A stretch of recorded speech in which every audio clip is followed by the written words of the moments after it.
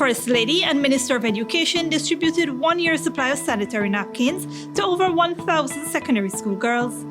Boots on ground, Guyana Teachers Union strike in front of the Ministry of Education. Guyana Police Force arrests several individuals, including a minor, in 2 separate larceny arrests. In the region, only God will take me out of Brasilia, defiant Bolsonaro says, and U.S. healthcare system severely strained by COVID crisis.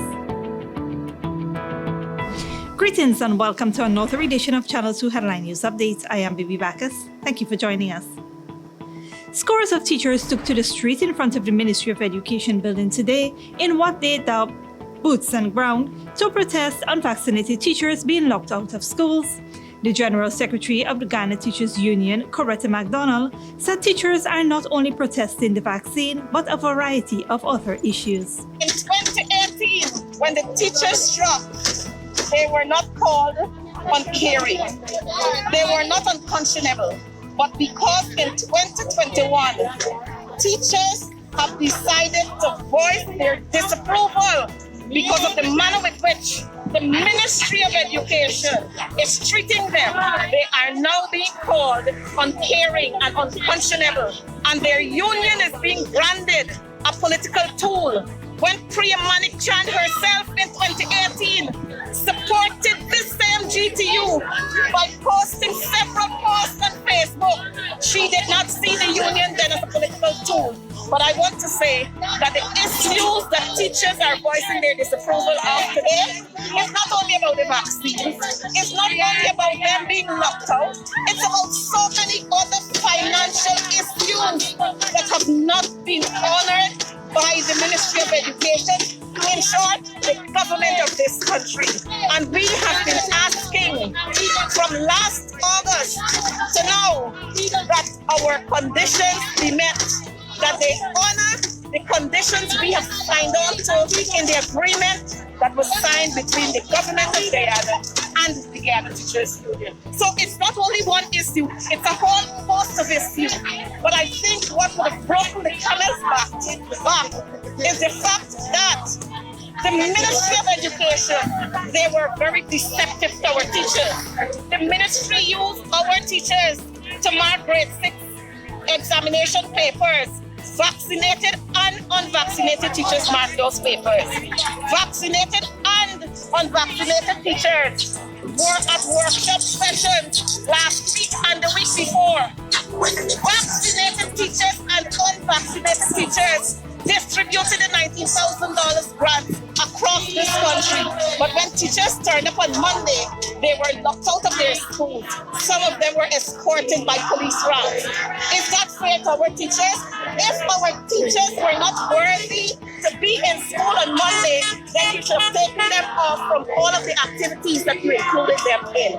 And so we're saying, if the minister is ready with her colleagues to lift the restrictions that they have placed in the gazetted order, and they are ready to honor our obligations, the outstanding financial obligations, we will say to our members, return to schools in full strength for both face-to-face and online classes. Until they are ready to talk seriously with us, we will continue to ask our teachers to withhold their services. The Guyana Teachers Union has called on teachers to join the nationwide strike action over the government's new vaccination policy and the unpreparedness of many schools to return to face-to-face learning across the country. During a meeting last evening between leaders of the Guyana Teachers Union and teachers from around the country, the decision was made to go on strike from today. The strike action will go for the next 3 days and will include all types of teaching, including virtual sessions. The union believes that teachers should be given the option of taking the jab and that if they choose not to, the Ministry of Education should cover the expenses of the regular PCR COVID-19 test that the union requires in the absence of immunization. Minister of Education Priya Manik-Chand has called a strike action by the Guyana Teachers Union uncaring and unconscionable. The minister condemns this action as irresponsible and not reflective of the realities of the present state state of the COVID-19 pandemic, nor the needs of the nation's children. Manikchand said, "Our teachers have been accorded the status of a most valuable resource, and teachers were paid their full salary and benefits throughout the 17 months. There were no salary cuts or layoffs as in so many other countries. Vaccination of teachers is not mandatory, and there are clear guidelines issued for those who do not want to be inoculated. All of this is to keep teachers, their families, and our children safe." Member of the opposition, Aubrey Norton, says the opposition stands in solidarity with teachers against what is deemed as mandatory vaccination. The opposition, inclusive of the People's National Congress reform, have always said that people should have a choice. People should decide whether they'll be vaccinated or not. We are not anti-vaccination. We're not opposing vaccination.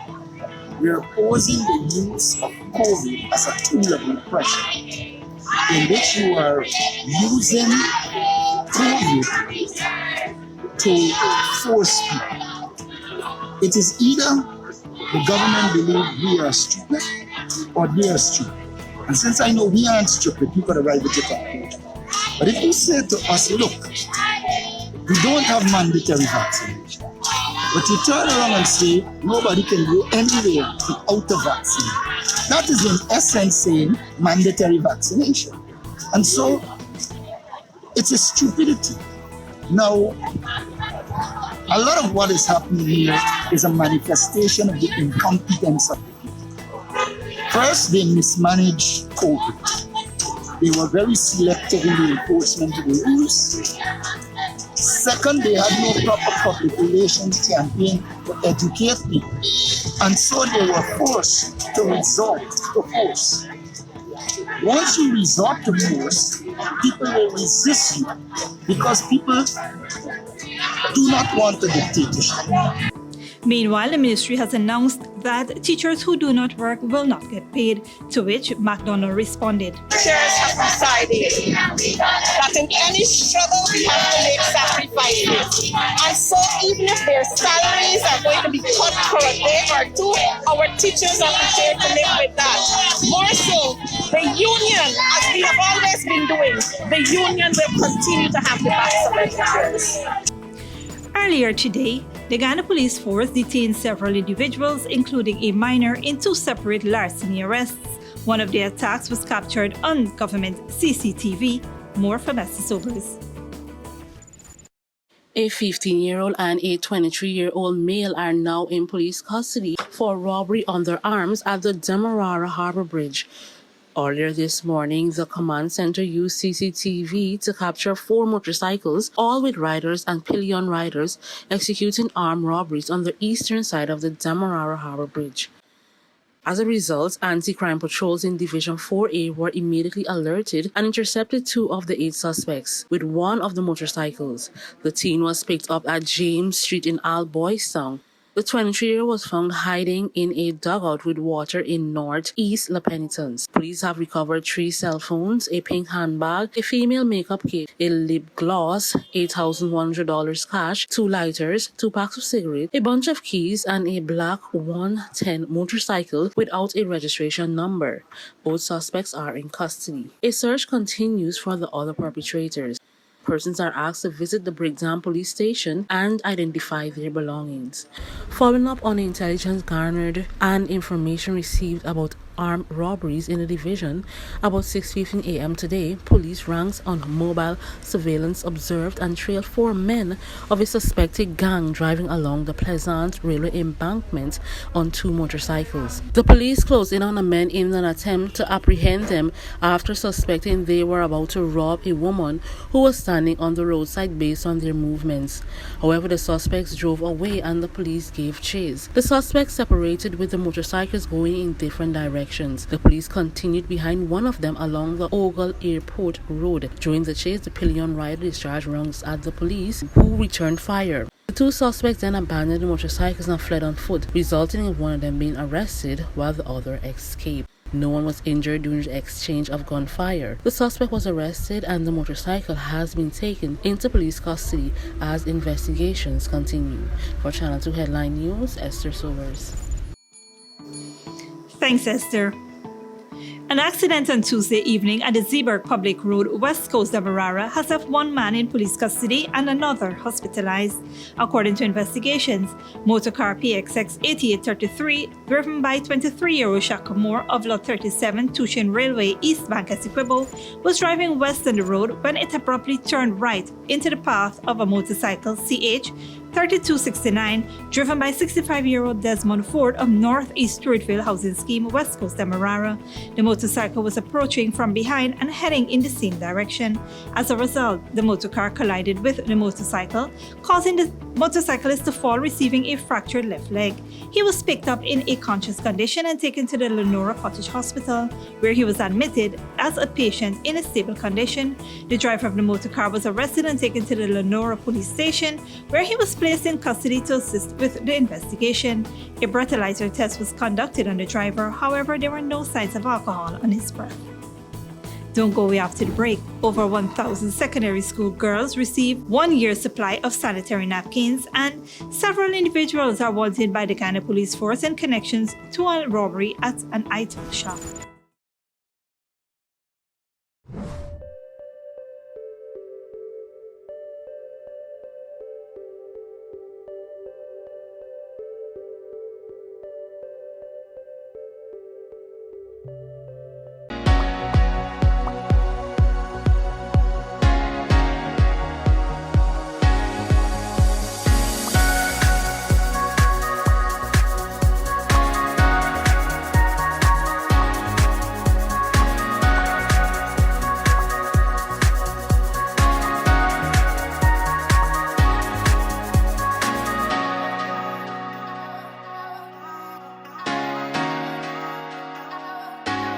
When you need money and you gotta get it fast, Creative Jewelry and Pawn Shop is the place for that confidential transaction in a quiet and secure location.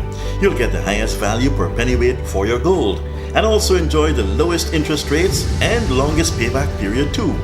Yes, for that instant transaction to solve a pressing financial problem.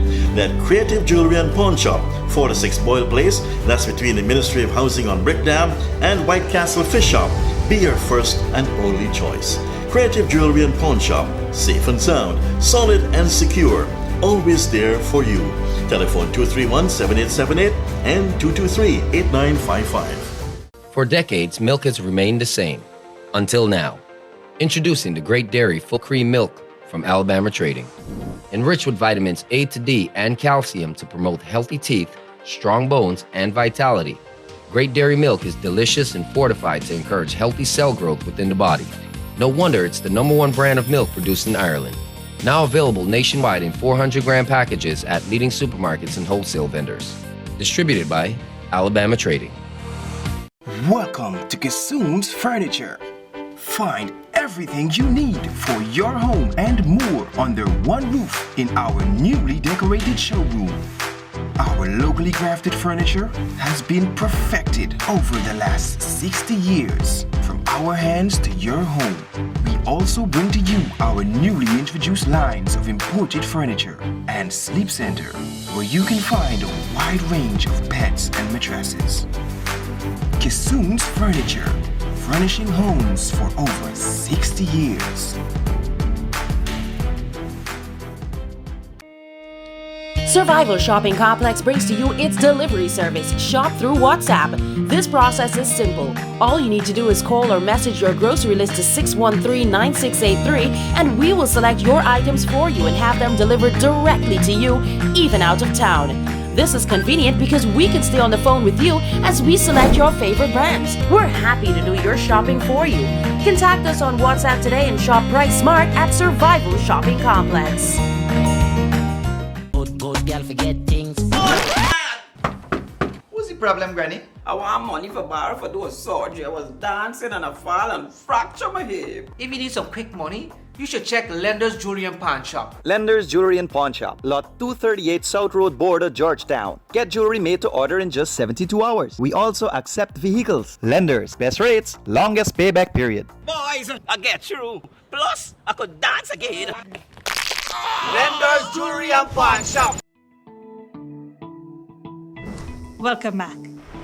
On Tuesday, over 1,000 secondary school girls in Region 7 received 1 year's supply of sanitary napkins. The distribution was done at the launching of First Lady Arya Ali Menstrual Hygiene Program at the Bartica Secondary School. The First Lady told students that this initiative is to end period poverty as it leads to school dropouts and many other issues. Last year, when I heard that girls were forced to drop out of school in Guyana because they did not have sanitary pads to use when experiencing their menstruation or their period, my heart broke.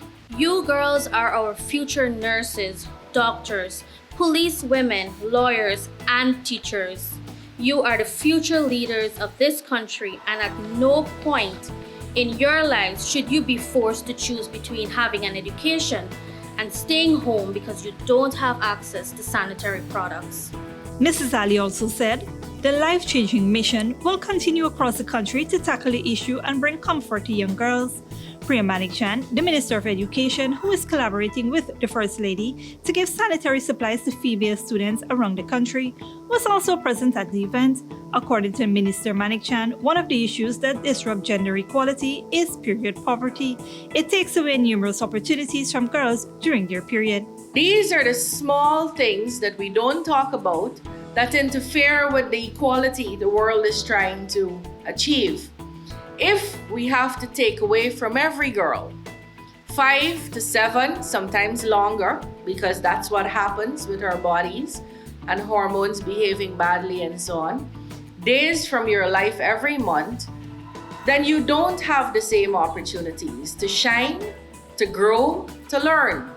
You don't have the same opportunities to do. The minister encouraged female students at the Bartica Secondary School to speak out about issues that affect them, especially menstrual poverty and health.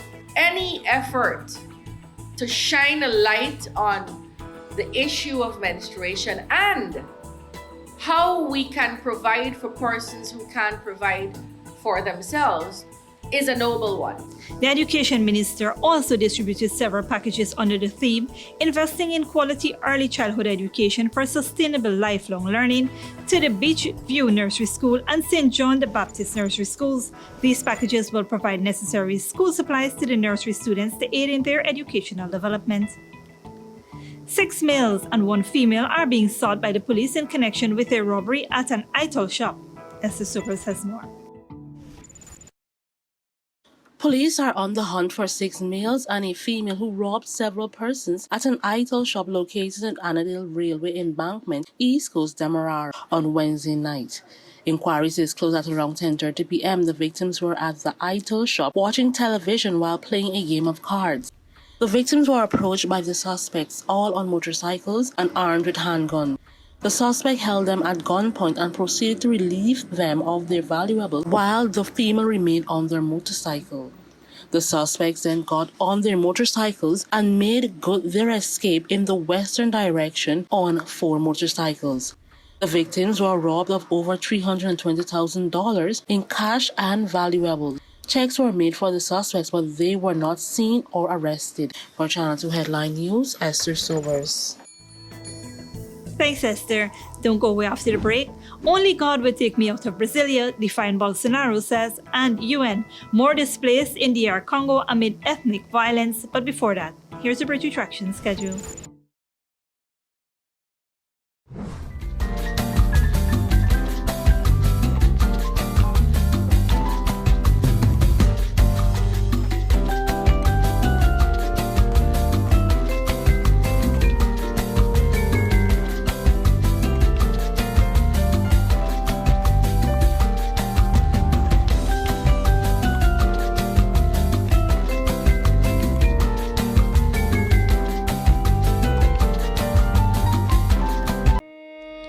Survival Shopping Complex brings to you its delivery service, Shop Through WhatsApp. This process is simple. All you need to do is call or message your grocery list to 613-9683 and we will select your items for you and have them delivered directly to you, even out of town. This is convenient because we can stay on the phone with you as we select your favorite brands. We're happy to do your shopping for you. Contact us on WhatsApp today and shop price smart at Survival Shopping Complex. Good girl forget things.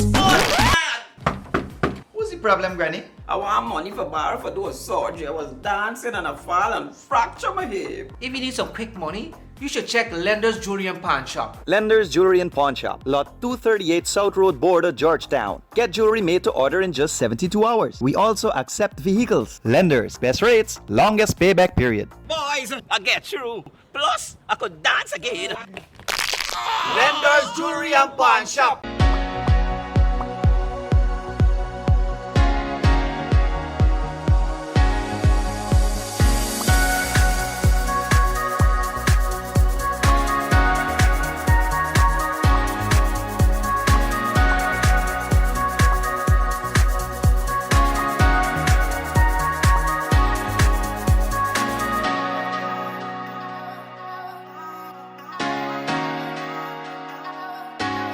When you need money and you gotta get it fast, Creative Jewelry and Pawn Shop is the place for that confidential transaction in a quiet and secure location.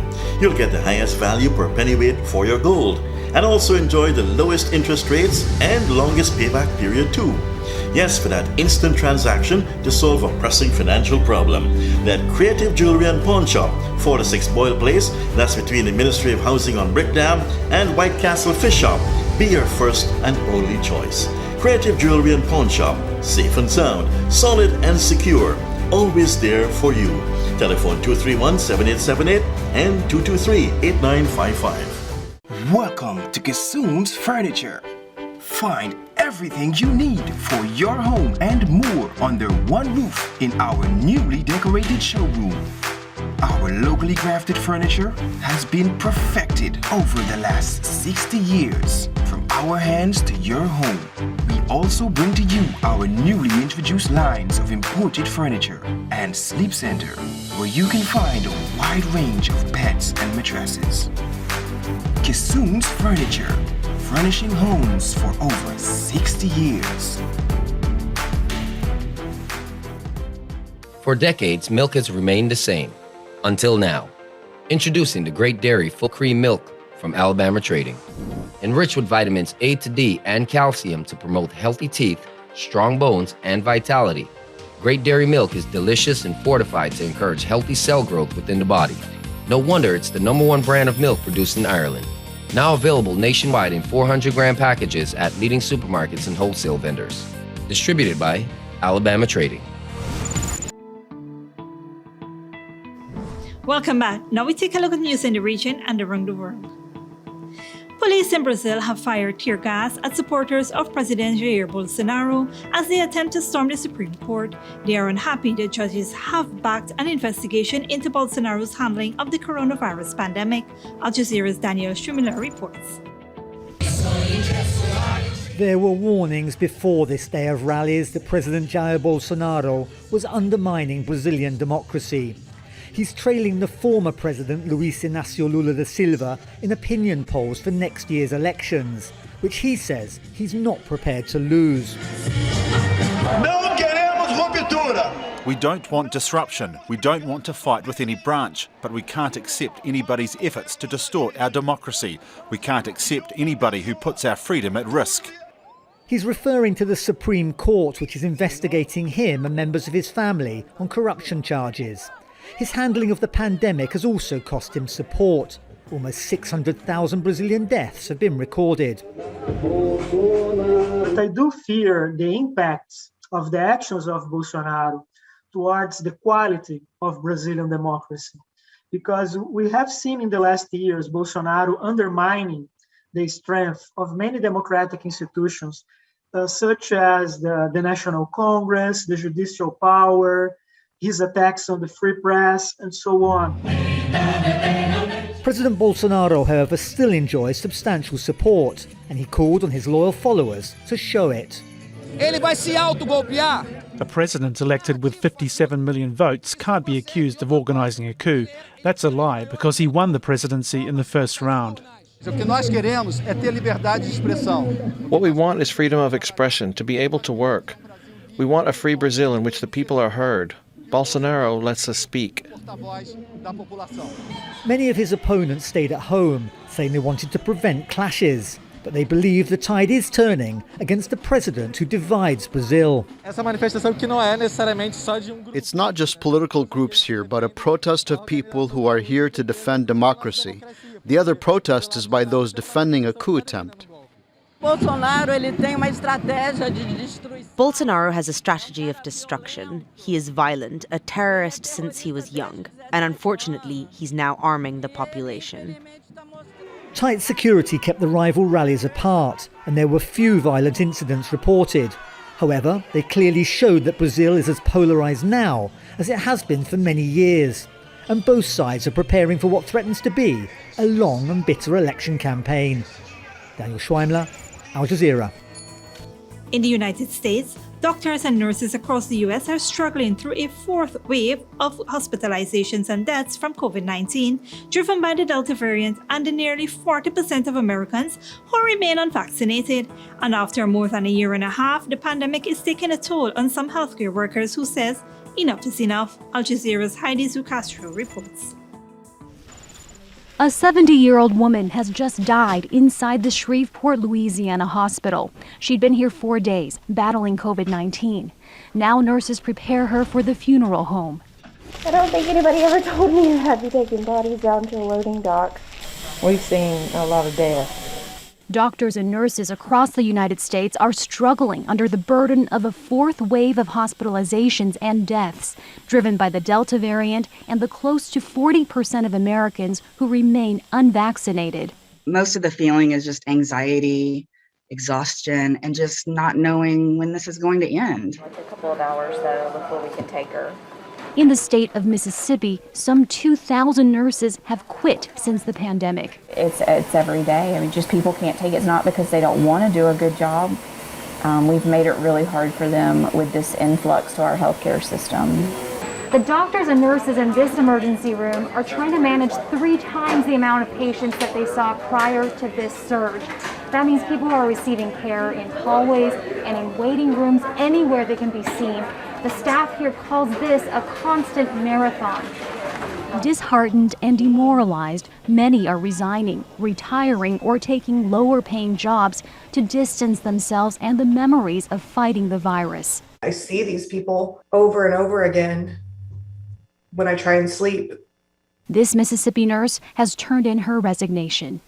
To watch this person deteriorate and ultimately die alone in a hospital bed, to watch the culmination of someone's life, I can't take it anymore. Staff shortages in Louisiana hospitals have required some doctors to double up as nurses' aides. Right now, the state has 6,000 vacant nursing job openings. Yeah, there's no doubt that being overwhelmed over 17 straight months and not being able to spend time with your family, the only natural reaction for our teams is to struggle. Many have begged in vain for more people to get vaccinated or blamed themselves for not being convincing. Now some are just fed up and done, while still more, though exhausted and overwhelmed, press on. Heidi Jo Castro, Al Jazeera. And internationally, ethnic violence has forced about 300,000 Congolese to flee to the Democratic Republic of Congo, Ituri province, this year alone. A United Nations humanitarian agency says at least 1.6 million people have been displaced since 2017. Al Jazeera's Catherine Soy reports. Kizinkiko Joseph and his family have been in this camp for displaced people in Bunia in Ituri province since May. Their village is at the border with Beni territory in neighboring North Kivu. It's where one of the most feared armed groups, called Allied Democratic Forces or ADF, has been attacking villages. ADF have been fighting with government forces. The troops retreated, then the rebels started attacking us, so we also fled. The government declared a state of emergency in May, effectively placing Ituri and North Kivu under military rule to counter the rebels. But it has been a struggle. Since we've been here, a convoy of civilian vehicles escorted by the army was ambushed by ADF. Several people were killed and others are missing. dozens of vehicles were burned and the military escorts have now been suspended. A village was also attacked and about 30 people killed.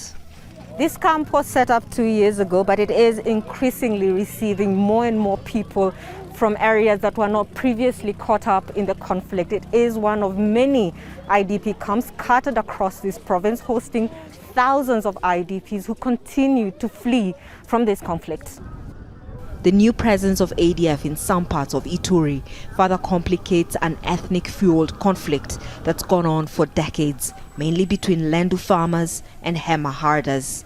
More than 1,000 people, mostly Hemas, have been killed since 2017 and close to 2 million people displaced. The total needs for the DRC were estimated at $1.98 billion, which is nearly $2 billion. To aid 16 million people as the most vulnerable. The most vulnerable areas of the country are Ituri, North Kivu, South Kivu, and the north of northern Tanganyika. These areas where there's so much displacement require special attention. And unfortunately, at the moment this year, we are only 30% funded of our humanitarian response plan. Government forces are pushing rebels out of some areas and people are beginning to return. In this village of Nyakunde, those who've come back are receiving essential supplies to restart their lives. Melchon Zanamuzi and his wife Chantal say they fled during fighting between troops and a militia group. We did not find anything in our homes when we returned. We are starting our lives over. Everything was looted. Military victories like this one in Nyakunde are boosting the morale of soldiers as well as the confidence of those they are here to protect. But some here say the successes are too few and quite far apart. Catherine Soy, Al Jazeera, Ituri Province. And that is it for today's regional and international news. Here now is your 3-day weather forecast.